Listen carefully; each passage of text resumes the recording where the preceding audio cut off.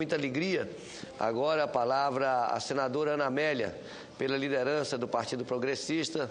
Senadora Ana Amélia, que é uma das senadoras mais atuantes desta casa.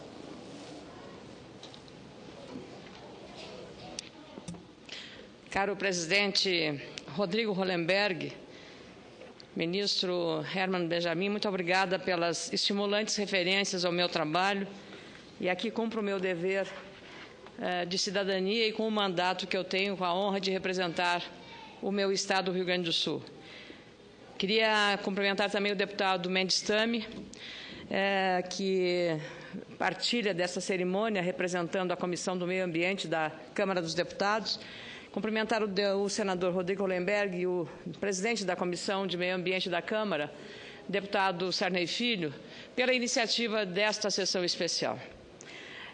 Queria também cumprimentar a senhora Márcia Hollenberg, representando a ministra da Cultura, Ana de Holanda. Os senhores embaixadores, senhores convidados, deputados, parlamentares que comparecem a essa sessão. O Dia Mundial do Meio Ambiente, que foi instituído pelas Nações Unidas em 1972, é uma data hoje lembrada por todos e comemorada de diferentes formas. Nós, neste momento, lembramos uma bandeira que não tem oposição, nem é contestada por ninguém em nenhuma parte do mundo. Defender a conservação do meio ambiente é, sobretudo, defender a sobrevivência do ser humano. O meio ambiente não é mais lembrado apenas por ambientalistas ou nos singelos trabalhos de escola, como aqui temos a Escola da Ceilândia, envolvendo os desenhos sempre criativos das crianças, as árvores, o céu, a água, o mar, os rios, aquela natureza, eu diria, de caráter primitivo, que é a criança, os peixes, esses animais que habitam no universo do imaginário infantil e que é o mundo em que nós estamos vivendo. O meio ambiente está nas discussões do dia a dia, no destino do lixo, dos índices de emissão de gases das indústrias, dos veículos das cidades, da eficiência do trânsito, na distribuição de energia, na produção agrícola e de alimentos. Concordo plenamente com o que acabou de dizer o deputado Mendes Tame sobre esse trânsito tão egoísta que nós temos. Se observar nas ruas de Brasília, basta ver que a maior parte do veículo traz uma pessoa apenas. Deveríamos ter pelo menos um transporte mais solidário, porque assim estaríamos preservando o meio ambiente. E a política deveria estimular as práticas conservacionistas e preservacionistas do ambiente e não estimular um consumismo que degrada o ambiente, até porque o nosso combustível que move esses veículos são de qualidade duvidosa em relação aos gases que emitem, caro deputado Mendes Tame. Por isso, pela importância que assume a proteção ao meio ambiente, deve ser uma preocupação de todos, uma preocupação coletiva, pois é o maior bem que todos nós temos. A grande questão é como consumir menos, como economizar os recursos naturais, como manter o crescimento econômico e, ao mesmo tempo, garantir emprego e alimento a milhões de pessoas e, ao mesmo tempo, também preservar o ambiente de forma sustentável em um mundo onde faltam empregos e o abismo entre ricos e pobres é cada vez maior.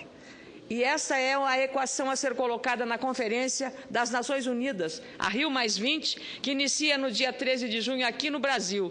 E irá acontecer até o final do mês na cidade maravilhosa, a nossa capital, o Rio de Janeiro. O Brasil, com uma população de mais de 190 milhões de pessoas, é a quinta nação mais populosa do mundo, superada apenas pela China, pela Índia, Estados Unidos e Indonésia.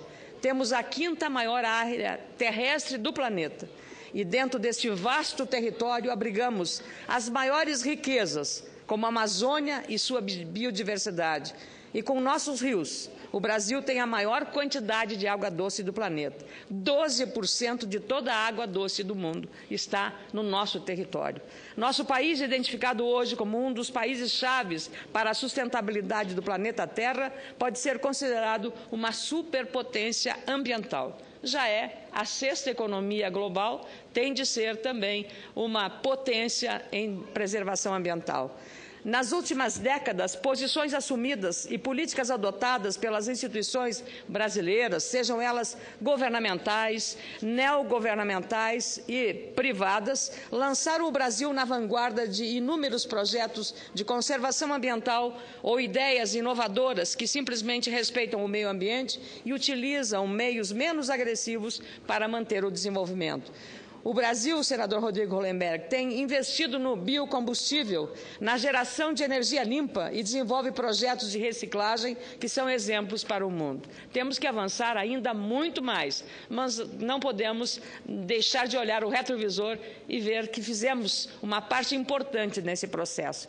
E é nessa posição que fomos escolhidos para ser a casa, a sede da Rio+20, fato que se repete depois de 2 décadas. Em 1992, a Cúpula da Terra, ou ECO 92, no Rio de Janeiro, também no Rio de Janeiro, reuniu um número recorde de líderes globais para tomar decisões importantes sobre o bem-estar do planeta e, naquele ano, houve um rompimento com o velho modelo econômico, criado um novo, o chamado desenvolvimento sustentável.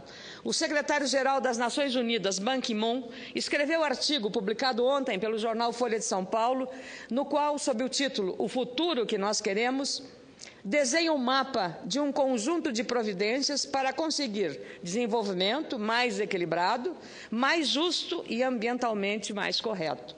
No texto, o diplomata sul-coreano coloca de forma muito clara que a Rio+20 precisa definitivamente fazer um balanço dos últimos 20 anos, mas inevitavelmente discutir as falhas de hoje, inspirando um novo pensamento e um novo modo de agir.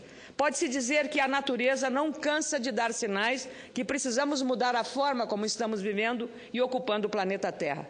Desde a ECO 92, ou seja, há 20 anos, o clima aqueceu acima do limite acordado entre os países membros das Nações Unidas. O aquecimento já passa de 2 graus positivos provocado pela emissão descontrolada de gases e, o pior, começamos a alcançar, em pouco tempo, a marca de mais de 3 graus acima da temperatura esperada. Isso gera, por exemplo, uma maior extinção de espécies da nossa fauna e da flora e também o aumento do nível dos oceanos. Renovar os compromissos políticos parece, neste momento, ser essencial.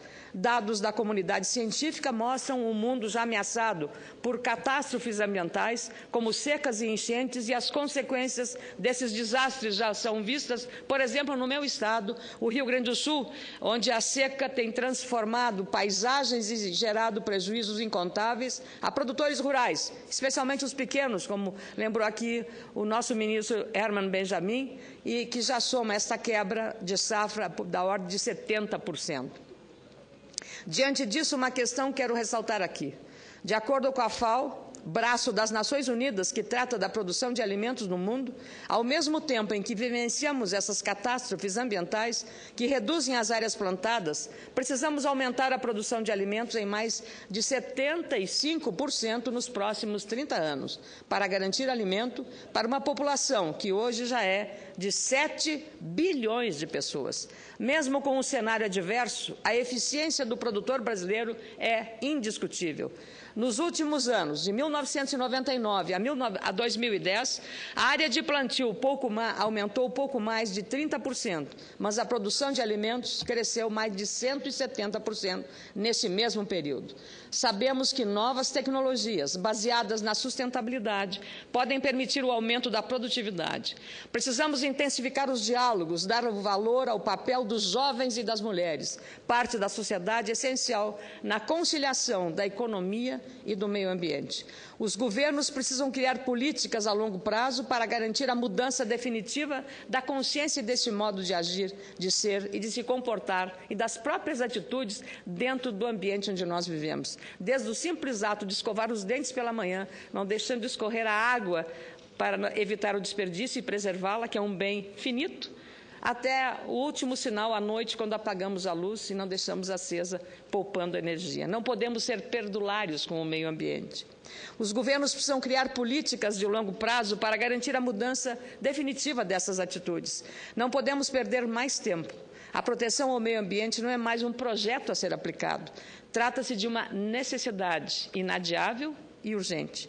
Produzir e crescer precisam ser práticas íntimas de outras 2 ações, a de preservar e a de proteger.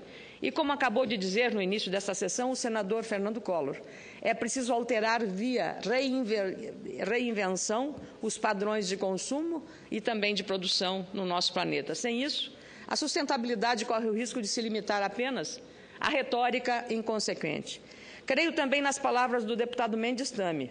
É preciso que o tripé dos princípios que garantem sustentabilidade, produzir de forma econômica, socialmente responsável e sem agredir a natureza. E, sobretudo, aposto na posição firme do Poder Judiciário. Em palavras que eu anotei, ministro Herman Benjamin, os 2 desafios que temos: déficit da implementação. Temos leis maravilhosas, mas que ficam guardadas nas gavetas e nos papéis, e não entram na aplicação. E cumprir a Constituição, esse novo princípio, a proibição do retrocesso. Parabéns, senador Rodrigo Hollenberg. Hoje é um dia muito especial, não só porque o Senado se antecipa ao início da celebração da Rio+20, porque nós aqui, senadores, já cumprimos com o nosso dever. A Grã-Bretanha acaba de se insurgir com a decisão da Comunidade Europeia de limitar em 7% a área de reserva legal. É a primeira vez que a União Europeia se debruça sobre reserva legal. O Brasil acabou de ver um código florestal em que a reserva legal da Amazônia é de 80%, 35% no Cerrado brasileiro e 20% nas demais áreas do nosso país. Os agricultores sabem que precisam preservar o ambiente. O senhor, senador Rodrigo Hollenberg, como presidente da Comissão de Meio Ambiente, Fiscalização e Defesa do Consumidor, na Comissão de Agricultura, com o senador Acir Gás, com os relatores Luiz Henrique da Silveira e Jorge Viana, com o trabalho feito na Comissão de Ciência e Tecnologia, todos aqui tiveram a responsabilidade de produzir um código, com a ajuda do ministro Herman Benjamin e tantos outros que vieram aqui colaborar. Um código que nos orgulha quando vê que a Europa, a velha Europa que vem nos, às vezes, ditar regras, está brigando para não cumprir uma proposta de uma reserva legal de 7%.